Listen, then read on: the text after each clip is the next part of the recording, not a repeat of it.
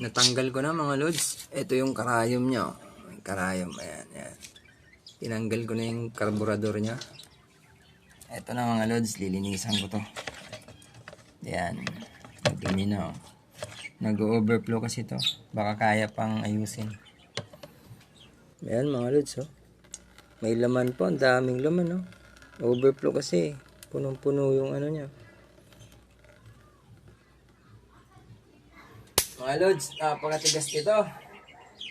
Karburador, na-stuck na. Kailangan pang gamitan ng impact rinse. Ang dumi ng mga lods. Kaya pa nag-overflow. Ang dumi-dumi. Yan ang lilinisin natin. Yan mga lods, oh. Yung flapper niya. Kaya nag-overflow lods. Malinis na. Yan mga lods, kailangan linisin natin yan. Ito, carb cleaner mga lods. Gamitan nyo ng carb cleaner. Yan, ang linis na mga lods, oh. Babalik ko na to. Malinis na. Nagbara kasi to kaya siguro nag-overflow.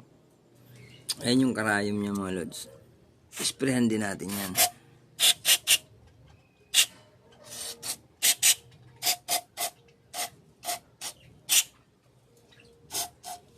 Mga lods, saglit lang, oh.